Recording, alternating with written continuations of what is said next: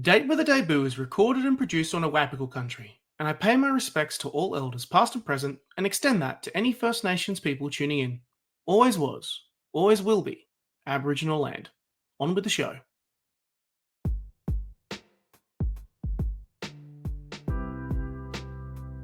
Welcome to Date with a Debut, a podcast about debut authors, their incredible books, and their journey to publication. If you're looking for a new author to discover or writing inspiration for your own story and you don't know where to start, this is the place to be. I'm Nick Wasiliev, host of the show, and I'm delighted to welcome another debut author in today's episode. If you enjoyed the show, jump online and give us a thumbs up, a 5-star review. It really helps the show out. If you also want to hear episodes when they drop, be sure to subscribe to Words and Nerds, or you can subscribe to Date with a Debut on Podbean to hear the latest episodes as they drop. Want to support the show more? You can also subscribe to my Patreon in the description to get early access to episodes, book reviews, recommendations, and a whole lot more. Wherever you are listening, thank you for listening to us and supporting the Australian book industry.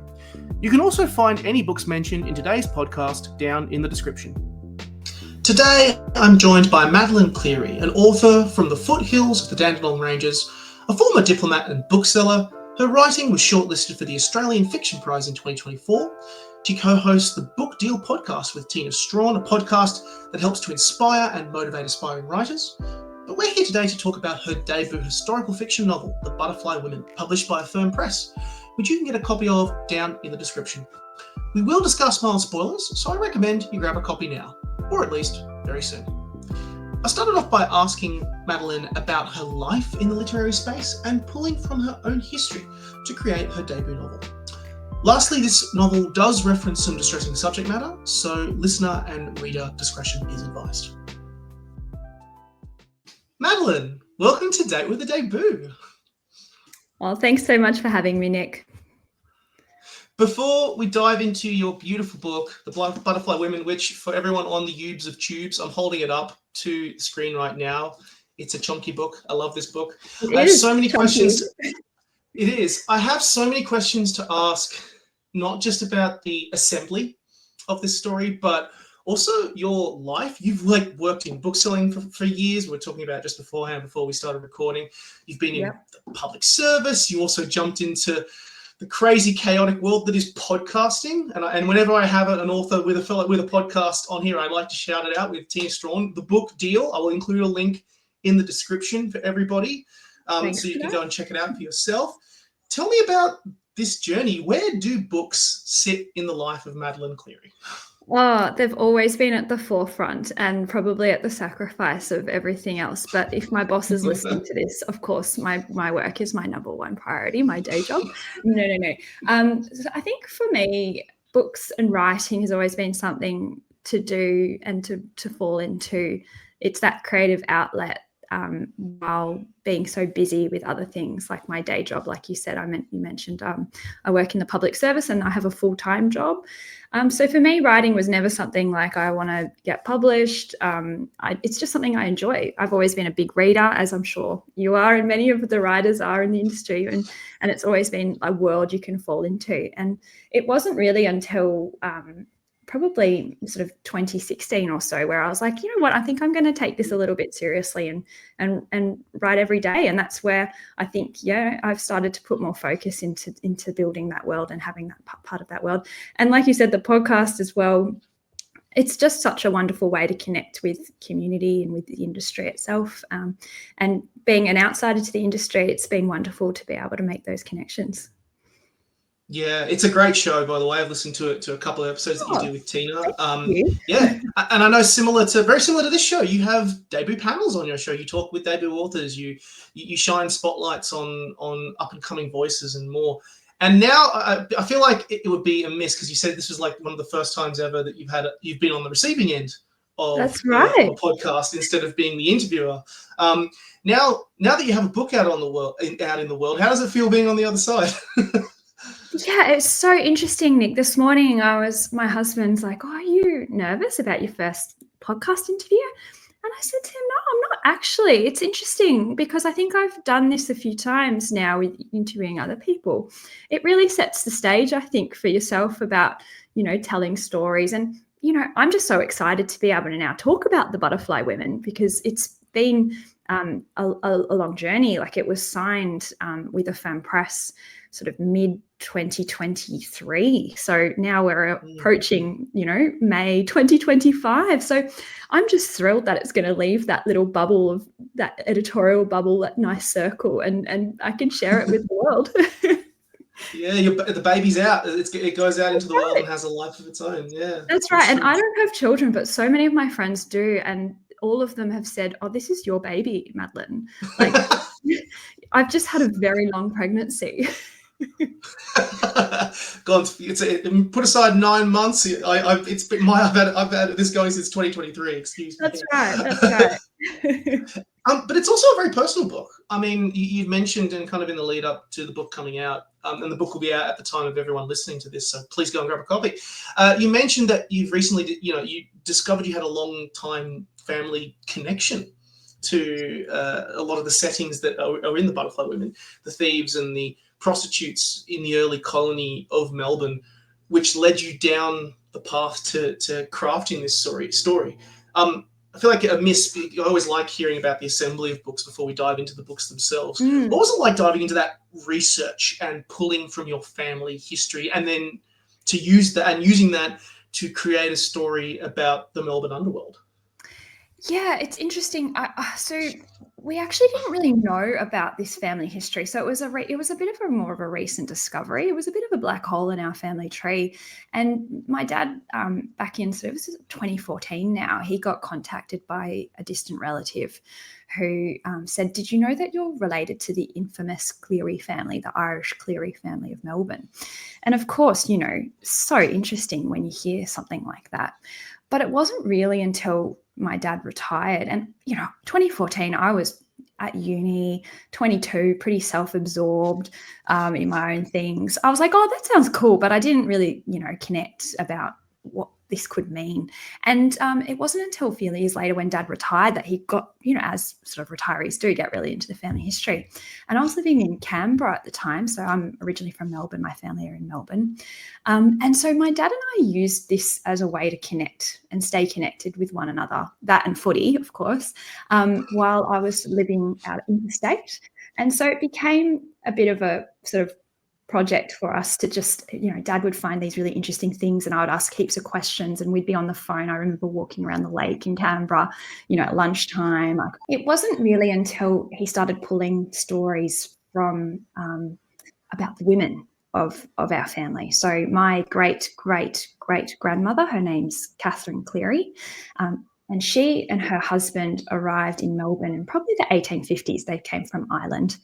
We think they arrived in about mid-1850s after arriving in Sydney in the 1830s, just coincided with the gold rush in Melbourne and Victoria. And yeah, we started finding all these articles that she lived and worked in a brothel in the red light district, known then as Little One, in early Melbourne. So that sort of sparked the first interest, and I was like, oh, why has there not been a story written about this? This is a great point that you bring on to, because I also kind of want to talk about the journey as an author with the publisher. And given that there is a personal touch with this story, like, how did a firm work with you on that? And the reason why I ask that is because, like you allude to, there's not many stories about this. And this is a thing that I'm really starting to notice as I do this podcast. From my experience, there is a growing number, and thank God there is now, there's a growing number of books out there that are shining that lens on the female experience of colonialism in the past, perspectives on the world that have been lost to time, thanks to patriarchal structures that have kept women down for so long. And I mean, one of the best examples that comes to mind when I think of it is a book that keeps coming up time and time again in this podcast, which is Pip Williams' The Dictionary of Lost Words. Yes. Whenever the debut author question kind of comes up later in the show, as a great example. Talk me through working through that as well, but also with a firm to kind of make sure that this followed kind of in that vein. Well, yeah, it's interesting that you mentioned Pip Williams because I did my research when I had finished the draft of The Butterfly Women, and I was looking at approaching publishers. And Ruby Ashby Orr, who commissioned Pip Williams, originally her debut was actually a travel memoir of her time in Italy, but then subsequently she then published the Dictionary of Lost Words. I absolutely loved that book and adored it, and I thought, how great is this about storytelling? Just an average normal woman story, those types of stories that have just been lost to time, and putting that out to the world. And fortunately for Pip and for Affirm, that book did incredibly well, becoming an instant bestseller worldwide. And I can only hope and dream for that for the Butterfly Women. But so I think Affirm, they do historical fiction really, really well, and they have a wonderful reputation. So I definitely, they were my number one, and I'm lucky that I did get offered that opportunity. But I think as well, having that, telling the Australians female stories, I think has been something like, obviously, Pip Williams is focused in the UK, and she's an Australian-based author. With lots of our historical fiction writers in Australia do write sort of those overseas stories, international stories, which have that appeal overseas. But I think there's a growing market in Australia for hearing those women's voices, those untold women's voices here in Australia. And so that's something that I really wanted to explore here in Melbourne. And, when I was originally starting to do the research for the book, so this would have been in 2018, 2019, and I spent a couple of years doing this research, not just looking at the family's history, but also looking at early colonial history. There was really back then not a lot about the women. And my question, I suppose my historical question, was coming from an approach of why did my great-great-great-grandmother live and work in a brothel in Melbourne? What circumstances brought her there? Why were her young daughters also working in that brothel? And they were working, living and working in pretty awful circumstances, living in poverty. They were illiterate. What brought them there, and why were they being arrested for being idle and vagrants and drunks? And so that was came from an approach of understanding, and there was very little to explain why. And lots of the reasons why were coming from men of the day who'd written about these women and had described them in such terrible language. So it was really tough, I think, for me. And I'm not a historian. I'm a researcher. I enjoy research, but I'm not a historian. And then in 2022, a historian named Barbara Minchington, she released this groundbreaking research into the women, and it was called The Women of Little Lon. And she worked on the archaeological digs in Melbourne at the time, uncovered these incredible artifacts that told a story about some of these women. And what it uncovered was that women, yes, there were sex workers who worked in that area of Little Lon. Yes, it was a slum, but there are also stories from these women who had owned businesses, owned property. They were entrepreneurs. A lot of the men had left the goldfields, and the women were left behind to run things. They had families. There were children. There were circumstances, and slowly that then started to explain my family's history. I think it's time to dive into this book and talk about the amazing world that you have crafted and created off the back of that discussion with the research. So we get to the part of the show where I have hopped into a lift. You're in there with me. And I asked for your elevator pitch. What is The Butterfly Women about? Okay, so, and this is the first time I've done this pitch, Nick, so you can give me some feedback. Oh, hell yes. I love it. So The Butterfly Women, it's both an historical romp through the early colonial Melbourne, but it's also a gritty murder mystery, and it shines a light on the untold stories of women of that era. So obviously it's inspired by my great-great-great-grandmother, who was living and working in a brothel with her Irish family in Little Lon. And the story follows two young women. so Harriet Gardner, who dreams of being a journalist, not a respectable wife, and across town, Irish servant Joanna Callahan, who wants to do more than scrub the floors of a brothel. She wants to be one of the women wearing silk. And so as a killer stalks the colony's dark laneways, Harriet and Joanna are drawn together on a hunt for the truth about the murders alongside a very colourful cast of women of Little Lon. How's that? Nailed it. Ding. God, nailed it. First time. Hell yeah. First time. That's a winner. That's a great one. Thank you. Yeah. Look, hey, no, nailed it. No notes. It's you've encapsulated it well, and I think the best place to start, as we kind of do, give our listeners a chance to explore this lens and discover this little world that is in the Butterfly Women. I think the best place to start is the setting. Gold Rush Melbourne. This is a time where women are seen, kind of as you allude to in your pitch. Women are seen as wives and mothers to children. Women are looked down upon despite their clear capabilities, without hesitation.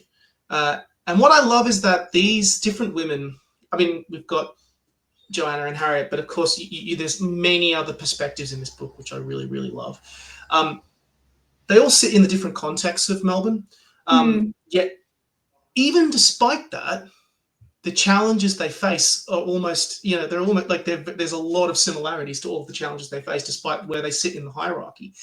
Tell me about the world of colonial Melbourne in this book, but also specifically this red light district of Little Lon, this area where the brothels were and where women, like you say, it wasn't just a place of brothels and dinginess. There were businesses. It was multicultural. There were lots and lots of different people there. It was a hub in a way. That's right. Yeah, and I sort of deliberately chose to set the novel in 1860s, so early 1860s Melbourne. And so that was a deliberate choice. Melbourne had gone through a lot of change and transformation. Gold was discovered very early in the 1850s in Victoria, and conveniently it was just after separation with New South Wales. I think it was a few days after separation with New South Wales, they announced gold in Victoria, which is convenient. So all the gold then, instead of going to Sydney, went into Melbourne's coffers, and that's why we saw the extraordinary buildings along Collins Street and others today. And so Melbourne in the 1850s was going through a lot of rapid change and transformation. The alluvial gold was, it was one of the biggest gold fields in the world, and so people were starting to come and talk about Melbourne. And so there was a lot of wealth, there was big booms, big busts, a lot of generation. 1860s, it started to mellow a little bit. So, there wasn't that much. So there were still thousands of people arriving in the colony. But the alluvial gold was drying up. It was becoming a little bit more difficult to make a profit. There were still many men who were going out to the gold fields, and they left the women often behind. And so women actually saw an opportunity in this. And it was at a time where, Little Lon, which was previously a swamp in the northeast part of Melbourne, transformed into something of a, like you said, like a hub, like a community. It was a slum, but what we've learned and what historians have learned was it was a lot more complicated. So for the Melburnians who understand, it was up near Little Lonsdale Street and Lonsdale Street, and it was bordered by Stephen Street, which is now Exhibition and Spring. So it was a very small part of Melbourne, but inside there were these narrow laneways, dark passages, what they call cribs. So they're hovels where families and migrants were working. And back in the early 1860s, that sort of the sex workers were mainly based around Chinatown, Little Bourke Street. That eventually ended up moving up to that sort of north part of the city in Lonsdale Street, north of Lonsdale Street, in probably the 1880s. And so during that time in Melbourne, prostitution was actually not illegal. So prostitution, so you couldn't be arrested for being a prostitute. What the police tended to do was to look the other way. So there was a bit of a tolerance in Melbourne at the time for sex work. So women really took up that opportunity as long as they were not considered idle or disorderly and they kept their activities behind closed doors. And as one of the police commissioners at the time said, the women have to work somewhere, so we'll just let them do their business behind closed doors. So it was a great opportunity for women. And I think this is what really surprised me when I was doing the research, is that, there's great entrepreneurs. Everybody in Melbourne knows about the famous brothel Madame Brussels, but there were other incredible women, Sarah Fraser, Diana de Beaumont, who just used this as a great opportunity. Yeah, and I think you captured this really, really well with Joanna. Joanna, I think, is because she sees an opportunity for success at this very prestigious brothel, the Papillon. Papillon, if I got the pronunciation right there. Papillon, which means Papillon. Sorry, Papillon. Yes, there you go, where the eponymous name comes from. The Papillon brothel, and she sees it as a really great opportunity to do that. And I kind of also want to preface and highlight to readers, because obviously there is a lot of dark elements to this book. There's the misogyny, there is the fact that there is a gritty mystery to it, but it's contrasted beautifully with the camaraderie that is really shown between these women in this story, which is why I'm really glad that you're kind of putting that front and center foremost, Madeleine, because it's like this is a key part of the story, and it's not just about it's not just about the brutal, difficult times, tough times for women. There was camaraderie and there was success in that setting. But of course that changes when this killer starts terrorizing little Long. It's interesting you say that. I think having the camaraderie and the friendship between the women was one of the important things, and that was the starting point when I wrote it. I actually decided sort of halfway through writing it that there was going to be a killer as to tie this all in. So it was never intended, actually, having this dark, gritty crime. It was always going to be about the female friendship. And I love that it comes through, particularly with Harriet. Obviously Harriet, a little bit higher, I mean, for all terms, higher in the hierarchy. She's kind of viewed as being seen. You'll be a wife to someone, to a prestigious member of society, but she doesn't want that. She wants to be a journalist. She wants to be someone who tells stories. There's a storyteller element to her. She wants to kind of be a champion of voices, and so naturally, when this killer strikes, she becomes fascinated by it, and through that becomes into contact with the likes of Joanna. Of course, these two aren't the only part of the story. I mean, there's Catherine, there's Mary, there's Brigitte as well. Tell me about these characters and the camaraderie they build. Yeah, it's interesting, and I'm not sure what it's like for other authors, but for me, the characters always come first before the story, and I think that's possibly because I'm a pantser, so I write on the seat of my pants rather than plot. And Mary and Catherine came to me really clearly when I was I saw this beautiful painting in the National Library of Australia when I was doing research, and it was a part of an exhibition, and it's called A Flight of Fair Game by Alfred Ducote. And it's this amazing painting of these women who've grown butterfly wings, and they're flying from England to Van Diemen's Land, which is what it was called then, so now Tasmania. So they were sort of sprouting these wings to take them to transform themselves. So that's where the title was inspired by. And when I saw that painting, there was 20 seconds. Oh, you're holding it up. Brilliant. Thanks. You're so well prepared, Nick. It's in the book. Mary and Catherine's voices just spoke to me so clearly when I was standing in front of that painting. I hadn't conceived of them before that. And I could just feel their bond and their friendship on that journey that they took together, and so that they were the first two characters that came to me. And then Harriet and Joanna, I was reading a lot about female journalism in Australia, and I just felt this impassioned woman, and I just knew I could hear her voice clearly. But the clearest voice of all was Joanna's voice, and that's been something editors have said to me in the past. They can really hear that voice, and I think that's because she's probably the most similar to my own family background, that poor Irish servant. And I imagined what would happen if my family, my great grandmother and her family and her women, the women in her family, had been given just one chance to make a change and do something different. So that's Joanna's character. And for Joanna and Harriet, I just thought how interesting it is they're from two very different worlds. It's sort of the Dickens-esque. Think they're from two very different worlds, but they're drawn together by this hunt for a truth.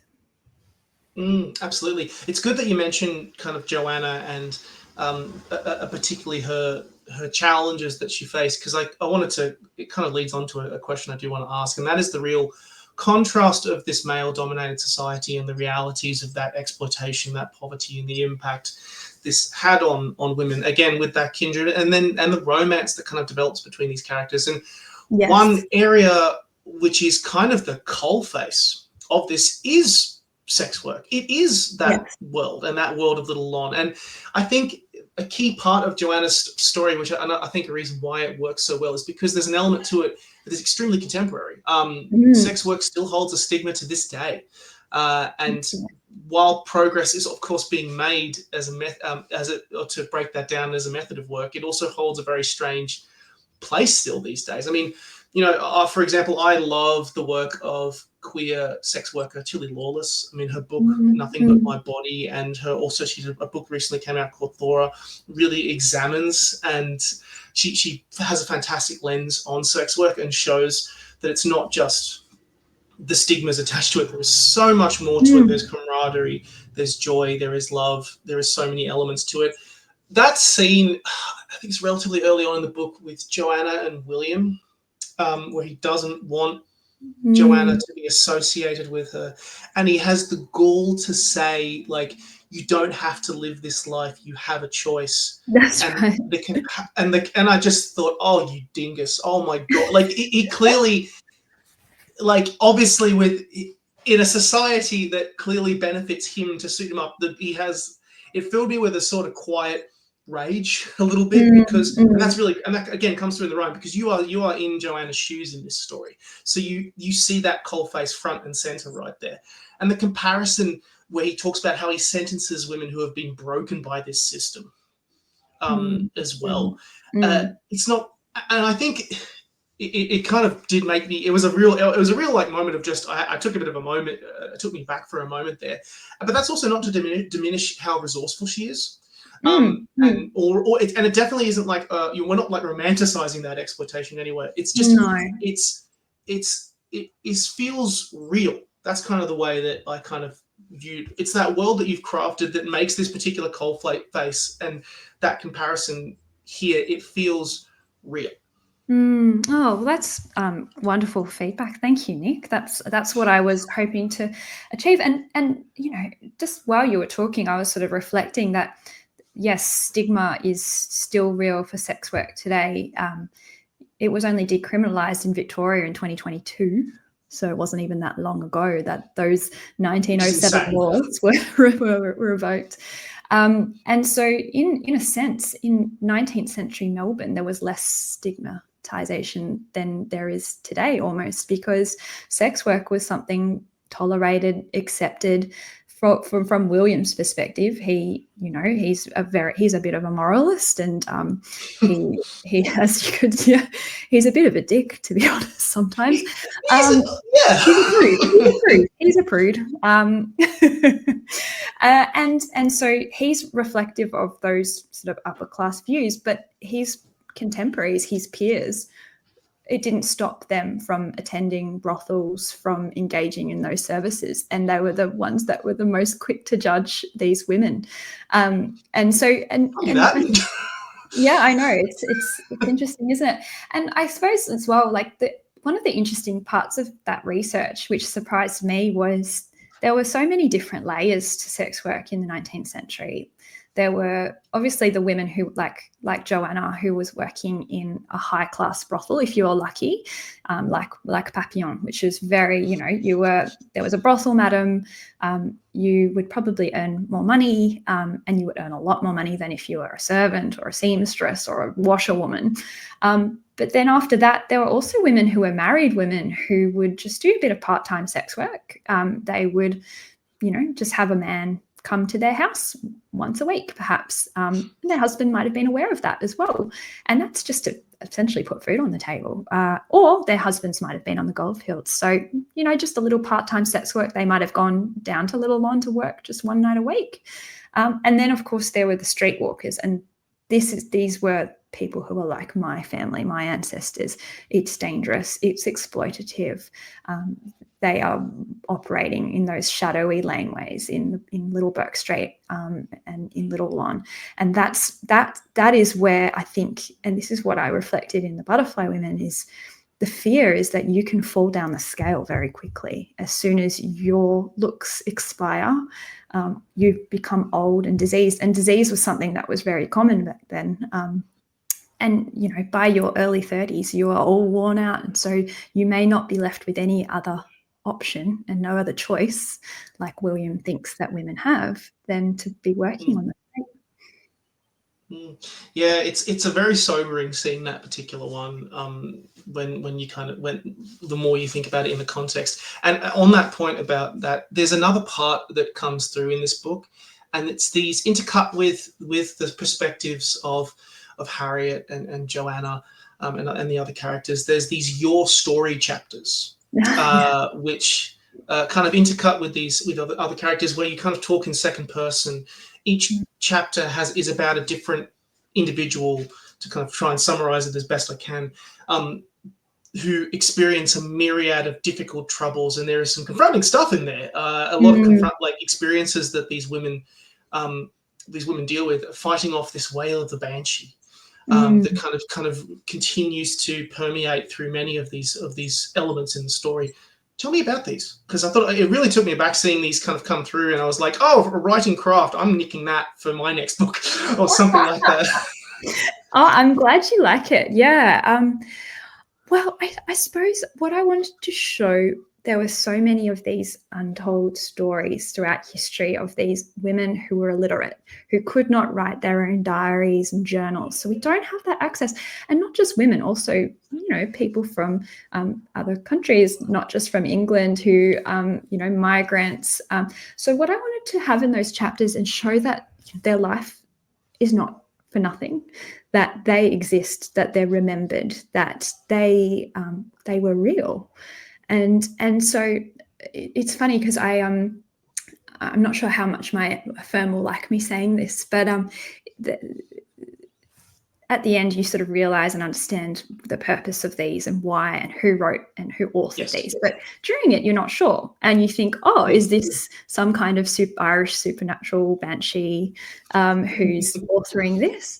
And I had to sort of push to keep those scenes in, because I tried to make it more sound from like a journal or someone who was writing it, but it lost the heart. And I think these little short scenes just give that extra bit of heart. And why I'm telling these stories is to shine this light on these people who've, lain forgotten in history. I kind of want to end discussing and talking about this book by, of course we've touched on the dichotomy of it, but also again bringing it back to what really makes this book shine, which is the kindred spirits and the resourcefulness of these characters. There's kinship. There's ultimately love as well, which we won't spoil as well. And now that you've sat with this research, you've sat with this historical journey in both of your own as well as in a fictional space. What did writing this book teach you about this space and about these complex topics? So much. That's a really great question, Nick. I think for me, it taught me the importance of community, and reading and doing a lot of this research. they're not in isolation, these women. They're together as part of community, living, working.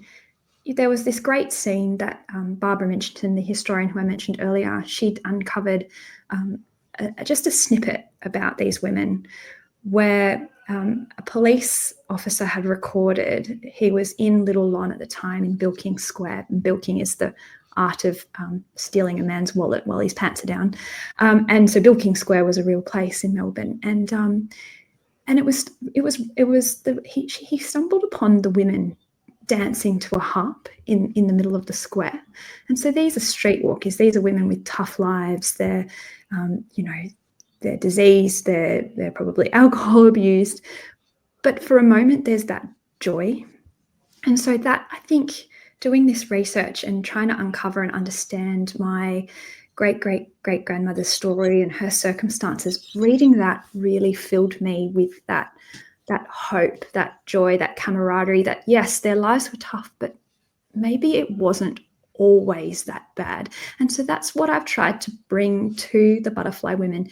Like you said, it is gritty. There are some dark moments, but there is also this light and this joy and this camaraderie and this sense of community that I wanted to bring and highlight. For me, it's about it suddenly turns more of these stories, please, for the love of God. I think we're done with the male perspective on these sorts of stories. This turns history into a kaleidoscope. It's not just one lens, and frankly, kaleidoscopes are much better to look at and much better to dissect and much better to examine. It's for me, it gives me perspectives on the world that I wish I had known when I was younger. That's right. And hopefully we can judge these women a little less and we can understand a little more. I think that's sort of the purpose. What's next for you? Will you write again? Will there be another story? I'm always writing, Nick. So I'm writing a story at the moment. It's set in a similar time, but a bit earlier in the 1850s on the gold rushes. And it's again about the untold stories of women. So I'm very excited. I'm about halfway through that now. So diving into lots of research, and it's really lovely to start and do some fresh words again after spending a couple of years with my women in the Butterfly Women. I love it. And I'm really excited to see what happens next. We'll finish off with this podcast and we'll do what I like to call a rapid fire question. Oh gosh. Okay. I should get myself ready. I fling questions at you. You have to be ready to rock. You have to be intense. It's going to be so intense. Oh my God. But no, you give me the first answer that comes to your head. And we just do that. We just let it go. Okay. All right. I'm ready. First question is, what is your favorite book that you have read in the last 12 months?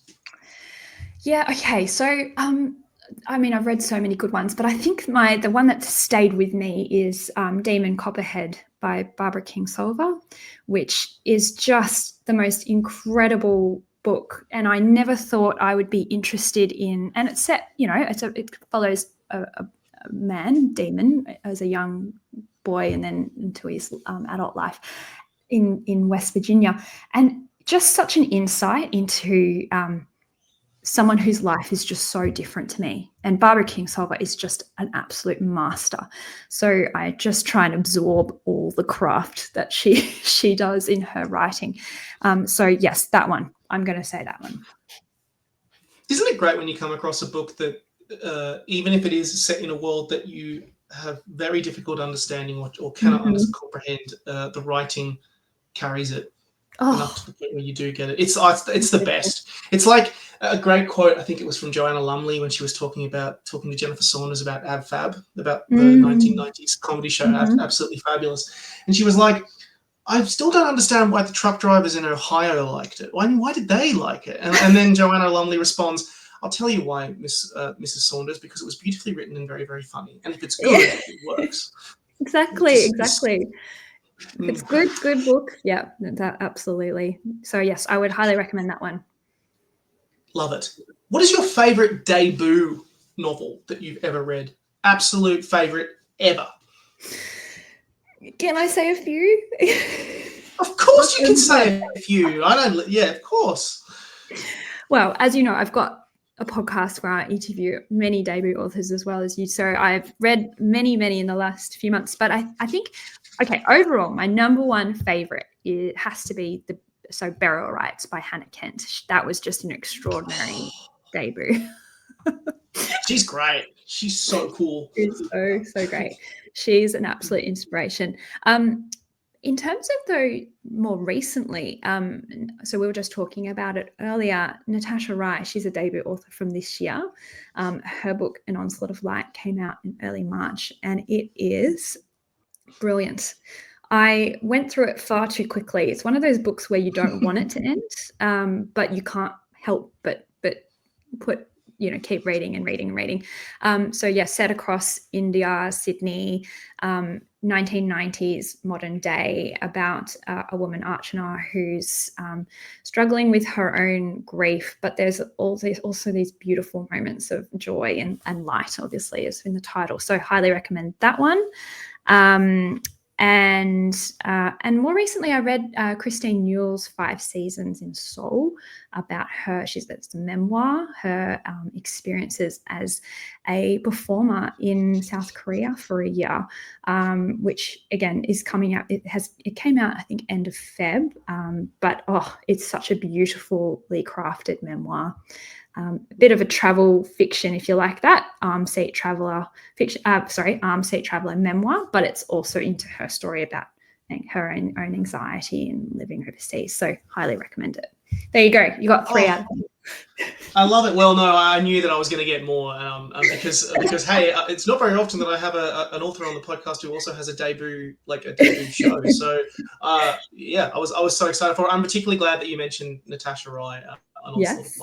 Because at the time of us recording, I'm about to do the Newcastle Writers Festival, but for all of our listeners, I actually in fact had her on the show when we did that live recording of that show. So we got to chat about An Onslaught of Light in front of an audience, which is really, really fun. That's going to be amazing.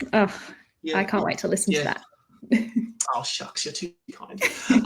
So talking about the topics of more books doing feminist revisions and feminist lenses of history, is there a particular book which features a feminist revision of history that you think everyone should read? Yeah, actually, I read recently The Story Thief by Kira Geddes, again, another debut writer from, she released her book, I think it would have been over a year ago now. And it's this wonderful feminist revision retelling of early 20th century history about following a woman. And it just gives a really good insights into just, again, an average woman whose story she believes has been stolen. And it tracks her life, but it's a really great insight into early Sydney. And Kira, she's a wonderful researcher. And so, I would highly recommend that to everyone. And I just love that, these books are coming out more. So and it's based on a retelling of The Drover's Wife by Henry Lawson. So that's sort of the premise. Wow. That's great. Yeah, brilliant one. Do you have a favorite word? I don't think I've ever been asked this before. I mean, if you ask my copy editor, it's gaze. This is my way of figuring out what's the word that you read that your copy editor says what's the word you use too much of. I got pulled up recently. I've been writing some short stories, and my editor was like, "Bruh, you use weird too much. The word weird too much." I'm like, "Oh shit, oh man." Yeah. Gaze is a good one, though. There's always one word, isn't it, that every author overuses in gaze. I had to look up all the synonyms for gaze and just try and delete those. So there you go. That's probably my favorite word. I always think you get locked into a headspace with when you get in the zone of writing or whatever, and then all of a sudden you're typing away, and then you suddenly a word gets kind of drifts into the ether, you grab it and you use it Yes. a bunch of times, and then suddenly, oops, we use it too much. And I think that's totally fine for a zero draft or a first draft. You just use all your crutch words. Like, I think go for it. You shouldn't have to worry about that. That's for later, I think, when you're polishing and crafting and shaping it. That's right. That's why we have an editor. Exactly. What is the most surprising bit of research? I feel like you kind of almost answered this with the story of the heart, but what's the most surprising bit of research you found out about Melbourne when you were putting this book together? I found out so many interesting things. Well, we did find out. So my great-great-great-grandmother, she was described as the most infamous wretch of Melbourne. That's pretty interesting, I think. What a claim to fame! That's fantastic.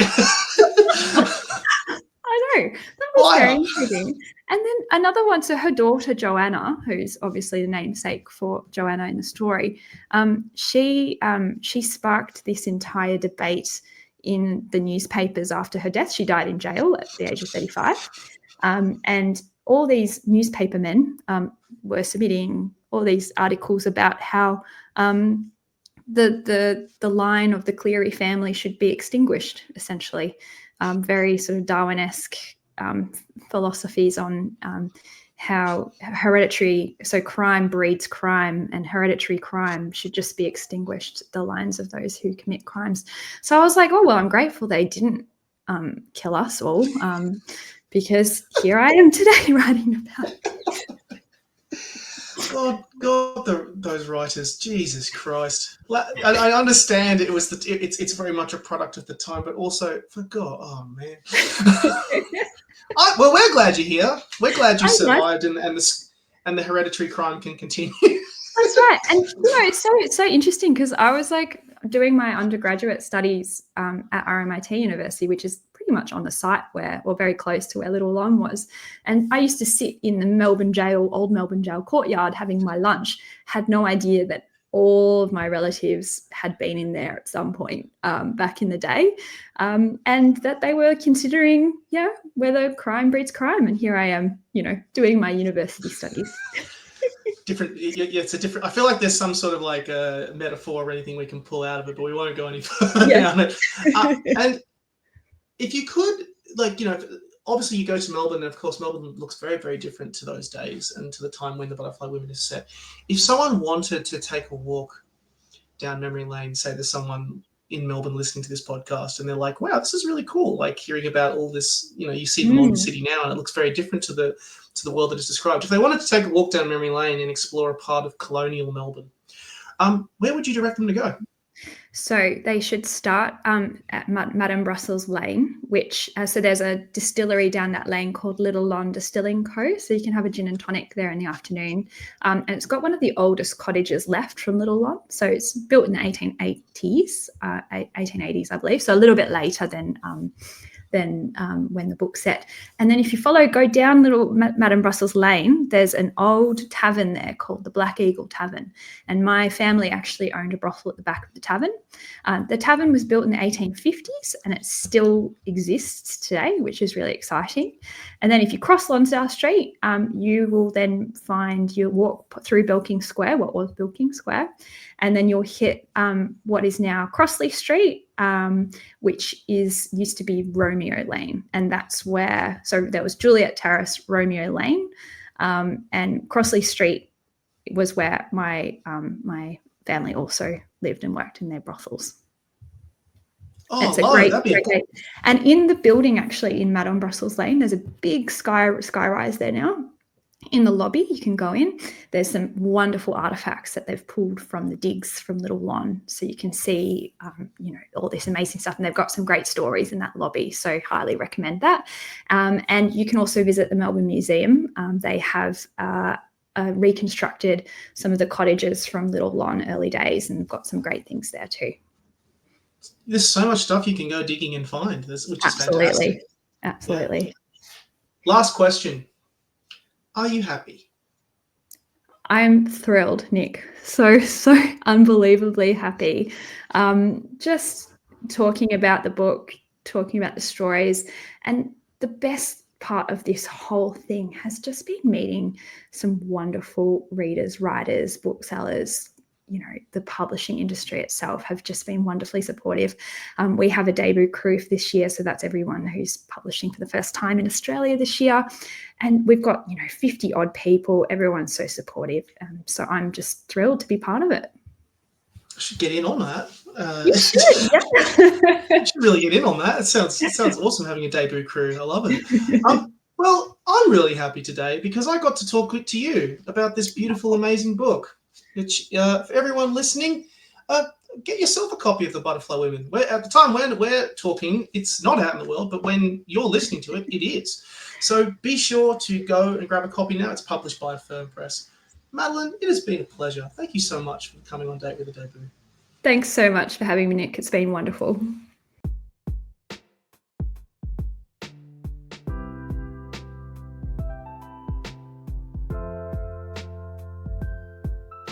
Thank you for listening to today's episode of Date with a Debut, and for listening to the Words and Nerds channel. You can buy all books mentioned in today's episode down in the description box, and if you enjoyed the show, drop us a review, leave us 5 stars or a thumbs up. It really helps the show out. If you want to hear episodes when they drop, be sure to subscribe to Words and Nerds, or you can subscribe to Date with a Debut on Podbean to hear the latest episodes as they drop. Want to support the show more? You can also subscribe to my Patreon in the description to get early access to episodes, book reviews, recommendations, and a whole lot more. Catch you soon!